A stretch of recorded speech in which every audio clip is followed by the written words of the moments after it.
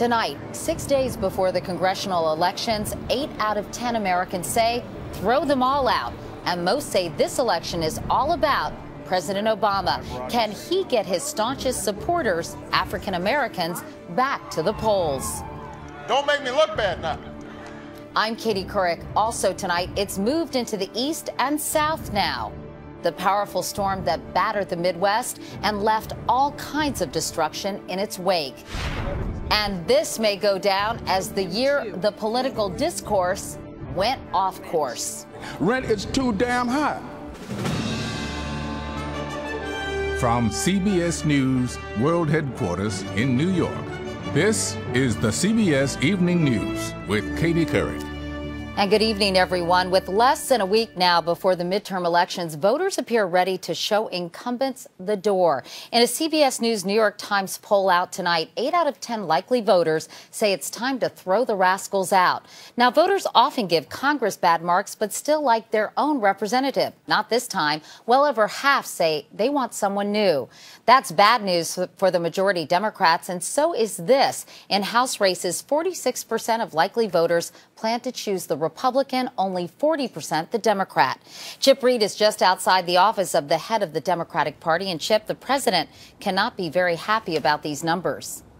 Katie, this poll is just one more round of bad news for the president and for House Democrats. For weeks now, the president has been drawing huge crowds out on the campaign trail, and the White House insists he has been closing the so-called enthusiasm gap. But according to the new New York Times CBS News poll, 63% of Republicans this year are more enthusiastic about voting than usual, while only 43% of Democrats are more enthusiastic. More than half of voters see this election as a referendum on President Obama. 22% say their vote for a House candidate will be a vote for the president, but 32% say it will be a vote against him.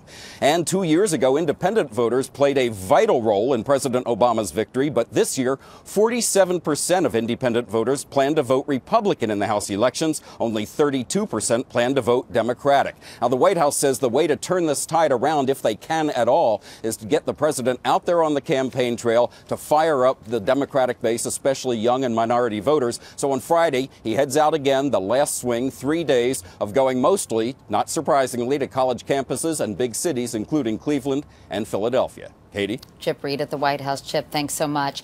This election will, of course, decide control of Congress, and that will be determined by the outcome of dozens of critical contests that could go either way. In the House, the Republicans need a net gain of 39 seats to take control. Where to get them? There are at least 77 Democratic seats at risk. It's a rougher road for Republicans in the Senate.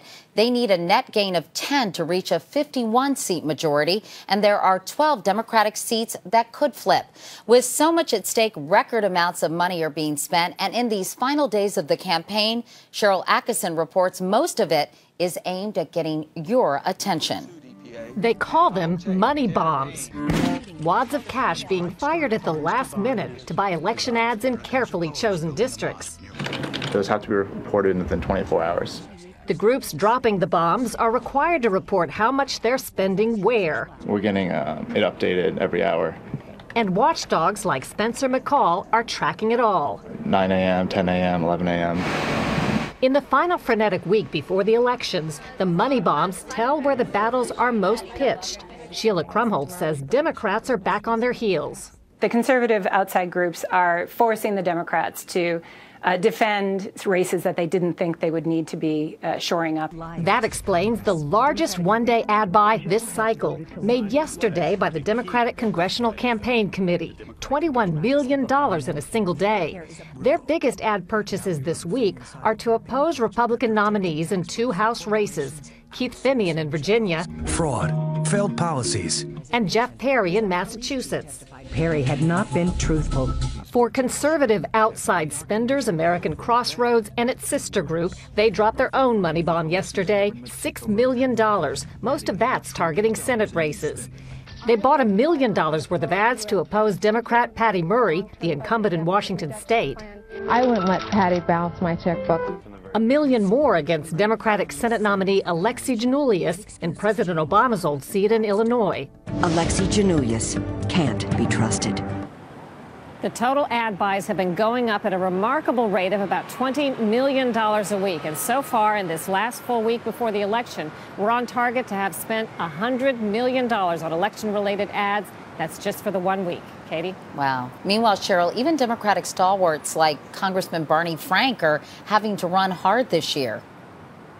That's right. He's running for his 16th term, and consider that last time he was elected with something like 68% of the vote. The idea that he has a real race on his hands this time is another sign of trouble for Democrats. All right. Katie? Cheryl Atkinson in Washington. Cheryl, thanks very much. In other political news, a new perspective on a campaign dust-up the other night. New video of what led up to it tops tonight's Campaign 2010 hot sheet.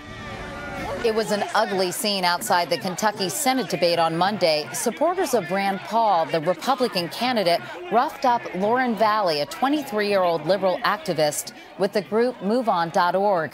She claims the attack was unprovoked, but new video shows Valley appearing to rush toward Rand Paul's car as he arrived for the debate. That's when she was wrestled to the ground. The man who stepped on her head, Tom Profit, has been dropped as a campaign volunteer. When was the last time you heard this? The Republican Party has asked its own candidate, Al Reynolds, to quit his race for the state Senate in Illinois. He caused an uproar at a candidates forum with comments about black men. The minority men find it more lucrative to be able to do drugs or other avenues rather than do education. Reynolds apologized but has no plans to step down. Also apologizing, North Carolina lawmaker Tim Spear for this campaign flyer. It's meant to show he's a friend of the military, but the soldiers in the photo are actually World War II reenactors wearing German uniforms. And in Connecticut, if you want to dress up like your favorite wrestler on Election Day, go right ahead. A federal judge ruled today that wearing WWE clothing should not be considered political advertising for Republican Senate candidate Linda McMahon, who used to run the company. The East and South got hit today by the monster storm that has already slammed the Midwest. The storm system is so big, it's now split in two, sending a cold front hundreds of miles ahead. It's brought blizzard conditions to the Dakotas, heavy wind warnings from Iowa to Ohio, and a line of dangerous thunderstorms from Maine to Mississippi. Those storms in many places come with the risk of tornadoes, a risk that became terrifying reality over and over across the South today. Here's national correspondent Dean Reynolds. This is the footprint of just one of the estimated 26 tornadoes spawned by a storm that is ravaging the land for a second straight day. In Lincoln County, North Carolina, the force from 80-mile-an-hour winds was evident. Trees were snapped like matchsticks. Roofs were peeled away and discarded randomly. Businesses were flattened. It was pretty quick. I say it was 45 seconds. It was there and it was gone. At the Chickamauga Dam in Chattanooga, 7 cars smashed into each other, causing minor injuries as a twister hit the road. And just one after another, cars kept piling up. The autumn blast churned the Great Lakes for another day and made Lake Michigan a surfer's paradise. But there is a cautionary note. The storm is definitely still dangerous. Most of the Midwest and northern plains are under high wind warnings, meaning sustained winds of 50, 60 miles per hour, even higher gusts than that at times. That was definitely the case this afternoon in Wanata, Indiana, a day after security cameras captured a twister as it roared up to the front door of Hoosier Machinery Solutions. Witnesses took cover within this building, crouching inside an 80,000-pound piece of equipment. There was nowhere else to hide. The other buildings were demolished. Dan Baum is a foreman here. How long did this whole thing last? About 30 seconds. 30 seconds and this? It was done, yep. Were you prepared? I mean, for this? I don't think anybody ever is. The size of the storm will be talked about for years. Tornadoes in the Carolinas and snows in the Dakotas. Now, we're told that if it's really windy where you are right now, it's likely to stay that way for the next couple of days until this storm blows itself out. Katie? All right. Dean Reynolds. Dean, thank you. In Washington today, the FBI said it's uncovered a plot to bomb the D.C. metro system. CBS Justice correspondent Bob Orr is following this still developing story. And Bob, I understand authorities say this lone suspect wanted to target military personnel? Well, Katie, it does sound like a chilling plot top to bottom, a plan to bomb subway trains near the Pentagon at rush hour. And now prosecutors have, in fact, charged Farouk Ahmed, a naturalized U.S. citizen from Pakistan, with attempting to support al-Qaeda. But here's the thing. No attack was imminent. In fact, sources tell us that Ahmed, who lives in Northern Virginia, has no real terror connections at all. The case, at the bottom line, is an FBI sting. Prosecutors say over the past 6 months, Ahmed videotaped 4 metro train stations around D.C., and then he allegedly turned over those tapes and some diagrams to undercover FBI agents, which he thought were members of al-Qaeda. But sources say he made no contact with actual terror operatives and collected no bomb-making materials. But if convicted, Ahmed still faces 50 years in prison. Katie? So he may not have had the wherewithal, but the intentions were certainly there. No doubt about that. All right, Bob Orr. Bob, thanks so much. And still ahead here on the CBS Evening News, politics make strange sound bites, especially this year. But up next, they help Barack Obama make history. How are African Americans feeling 2 years later? We'll listen to their American voices.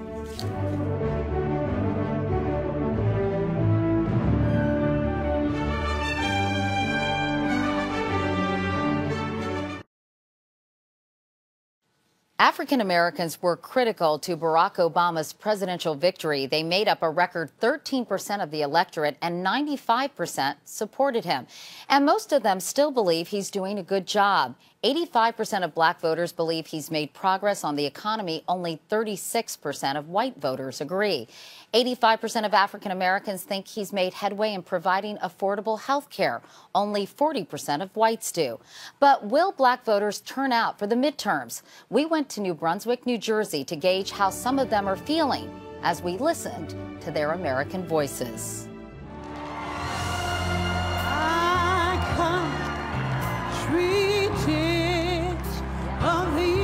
The time has come to reaffirm our enduring spirit.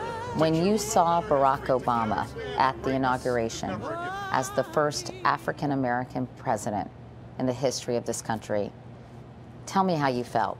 I was very excited. Really just thinking about the change that could happen. It was bittersweet. Sweet in the sense that the pride of an African American to have an African American president.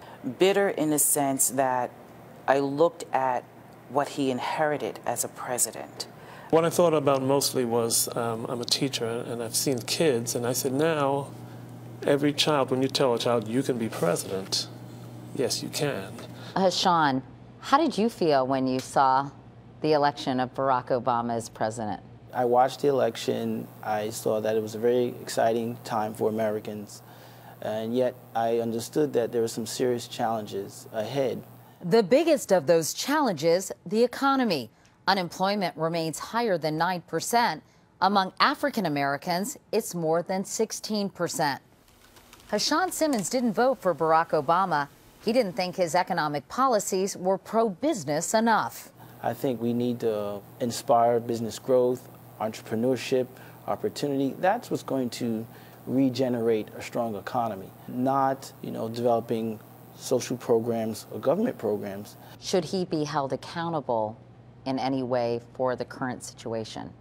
The moment you take the oath of office, you assume the duties as the President of the United States. And so you cannot not be responsible for taking corrective action. While the president's approval ratings have dropped overall, support among African Americans remains strong. A whopping 90% still approve of the job he's doing and wonder about those who don't. There's a certain element of other races that, their house could be on fire, and they wouldn't want Barack Obama's administration to come and put it out. What about you, Ken?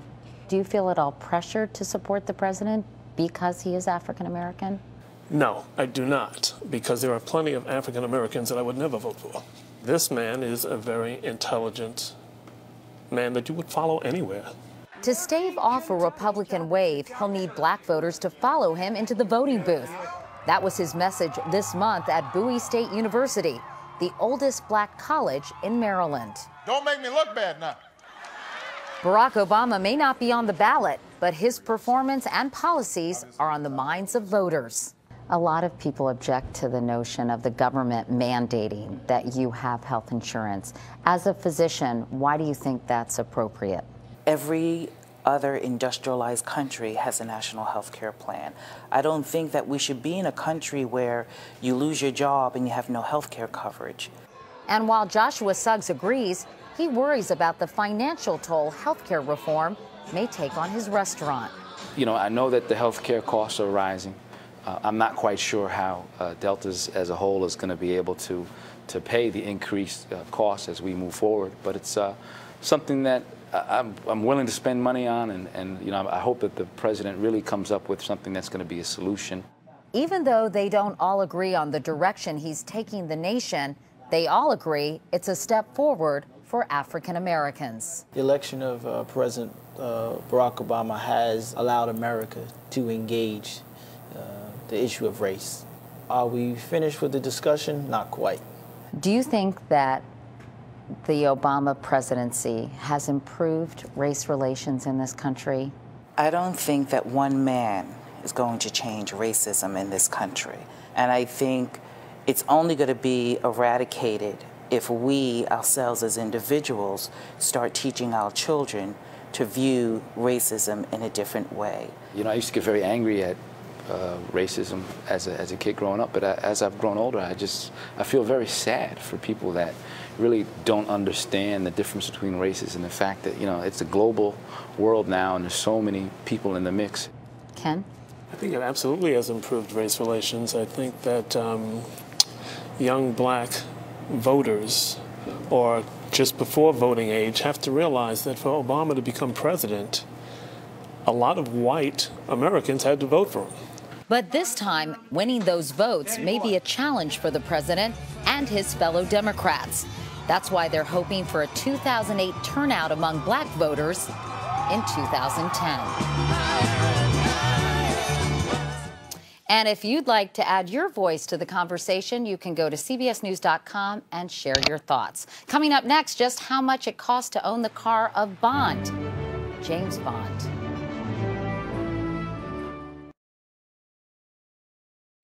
It is one of the more chilling images from Mexico's drug wars. The police station in Los Ramones near the Texas border riddled with bullet holes after drug gangs attacked it this week. No one was hurt, but today the mayor confirmed all 14 officers have quit. James Bond may have been known as 007, but it takes 6 O's to own his car, the 6 that make up $4 million. That's about how much Bond's 1964 Aston Martin sold for at auction in London tonight. It served Bond well in Goldfinger and Thunderball, helps when you have machine guns and a revolving license plate. On Monday, the world as we know it will change, and what may be the biggest thing since the invention of the wheel, or at least the spindle. Scott is rolling out tubeless toilet paper. It still has a hole, but the cardboard cylinder is gone. That's no small thing, by the way. The 17 billion cylinders produced every year create more than 160 million pounds of trash. Scott will test market the tubeless roll in the Northeast. Now, if it sells, this could be the TP tipping point. And coming up next, the year it seemed all politics was loco. We saved the odd for the end. Does it seem to you there have been more wacky moments than usual in this election campaign? Take a look. Here's congressional correspondent Nancy Cordes. Politicians aren't known for their humility, but South Carolina Senate candidate and Democrat Alvin Green is in a class by himself. The unemployed former felon wants to put Americans back to work building toy figurines of him. I'm also the best choice for the Image Award next year. This election year has been silly season on steroids. Rhode Island's Democratic candidate for governor told the leader of the free world to shove it. I stand by my words. And Ohio Republican Rich Ayotte insisted he's not a Nazi, though the congressional candidate did dress up like an SS soldier on weekends out of admiration for their military prowess. This is not just something to do for fun. This is actually serious business. It's a simple question. For some candidates, the media scrutiny was just too much.